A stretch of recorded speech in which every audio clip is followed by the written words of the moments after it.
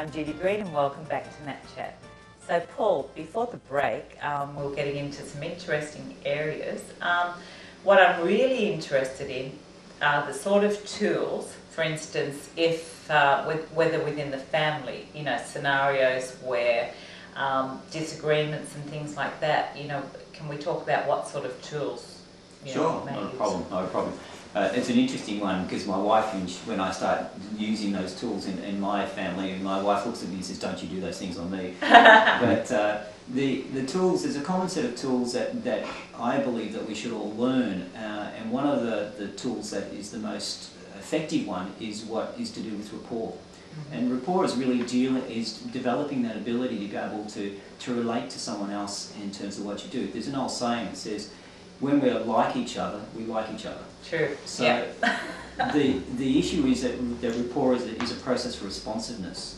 So we want to be able to respond to the individual and to the person so they know. And that deals with anything, whether it be relationships at home, or it could be relationships at work, or even just going out and buying something at the supermarket. You can develop rapport with the person very quickly. It's difficult because I shouldn't say it's difficult. Like sometimes I find, you know, you're wanting to get on with a person, but it's difficult to sometimes want to see the other person's side. But you don't have to see the other person's side. You only have to make them feel as though that you're similar to them. So there's a process, there's a way of doing that really easily in terms of the issue, and that is to work and respond in a particular way so that the person feels comfortable with who you are. So you're a long lost friend that you've seen with them, and those steps are firstly reacting and responding in the same modality, what we call modality, as the person. So what a modality is the type of person that you are. Whether you're a visual person, you like to see things, colourful things, you're upfront. People normally talk with a higher voice when they do that and faster. Then you have people who are auditory, who listen and hear things. Then you have people who are kinesthetic, who are like touchy-feely people. A good question for that one is Nicolas Cage, the movie star.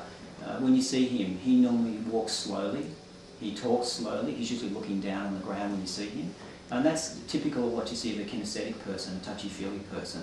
So but to learn about even these areas, I know you've written 3 books, it isn't an ad for you, but I mean even to get to first base, to be able to assess which type of person we're speaking with. Is that how we look online? We look at books, we do some studies with you? Any of those things to do, but it's not a long process. It's fairly short. Within I think I mentioned before, about half an hour, you could easily explain those situations, and you can tell from body language and the way that people respond. What am I?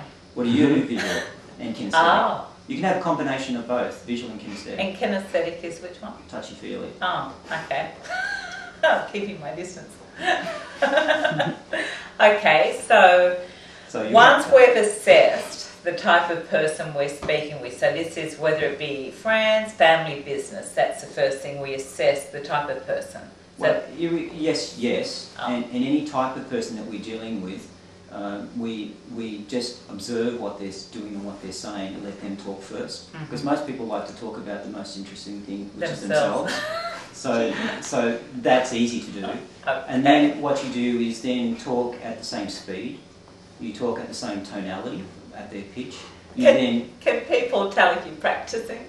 Yes, you can. They do if they know, but generally they don't. And then the other thing, of course, is then you do what we call mirroring. So if a person has got certain gestures, like you are doing at the moment, if I gestured and did this, at the same time, you feel more comfortable because I'm doing the same thing as you're doing. Okay. Now, if I'm doing this too obviously, then I can use other parts of my body and do it this way. Okay. So that's not as obvious about what I do and how I go about it. But that just breaks the ice and makes people feel more comfortable about what you're doing for those areas. And then, of course, one of the other things is you get people to talk about themselves, and you match experiences. So my experience to your experiences, then we have something of commonality between us. And again, that breaks down the barriers and we start to feel better about who we are. So those processes of developing rapport makes it really easy. And of course, if you smile at someone, it's a lot better to do it. Every time you smile at someone and pick your energy up and towards the person, they're going to respond back to who you are. Now, how do you feel about reading a book by its cover or not? Isn't there a certain, within a certain amount of seconds or minutes where it says someone? 10 seconds. 10 seconds. The and general, what's that based on? The general, it's actually from the advertising work that's been done in the US. They originally started, I think it was about 30 seconds, and then over the years, people's attention spans have become less. And we're down now to around 7 to 10 seconds in terms of that period. And 93% of what we do is non-verbal. So people pick that up at an unconscious level about what we're doing. So 55% is physiology. So when you walk up to someone, they're already making a decision. I'm sure you never saw another woman and said, I don't like her hair, her dress, her shoes, her bag. You don't do those sorts of things, do you? In front of them. You mean that all or in front of them? No, I don't really. No, me personally, I'm generally noticing what I like.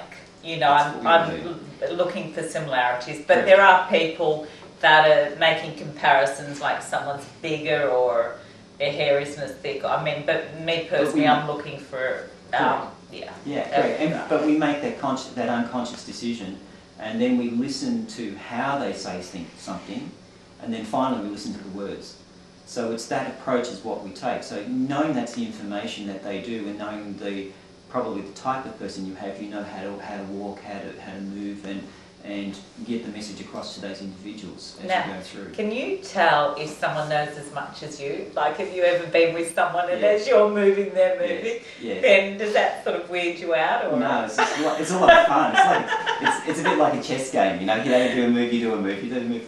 It's really a lot of fun when it goes back to each other, and if you take it in that spirit, it works out very well. I mean, in the end, everyone wants to have a win-win situation, so you're always trying to develop a situation where they will get something and you will get something, because fundamentally most people are wanting to provide a situation where they feel good about themselves and the other person feels good as well, so that they're adding value in what they're doing.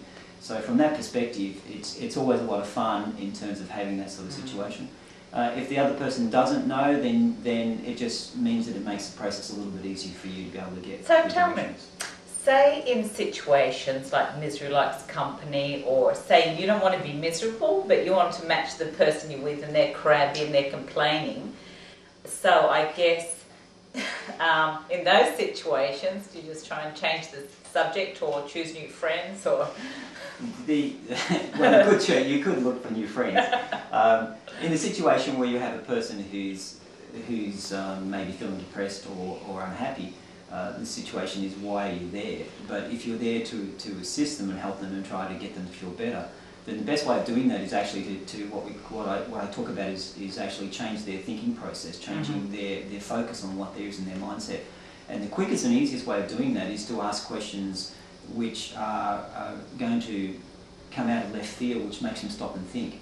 Because they're really focused on who they are and what their problems are. But if you ask another question that comes out of that, like, what did you think Mracek said the other day? Do you agree that makes a lot of sense? And they're going to go, what's that got to do with my problem? And you ask those questions, and what it does is it stops their thinking process about being unhappy.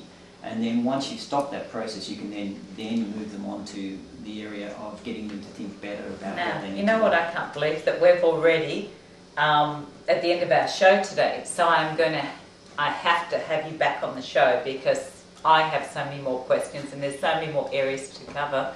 So Paul, thank you so much for coming on the show. Thank you very much. It's been a great pleasure.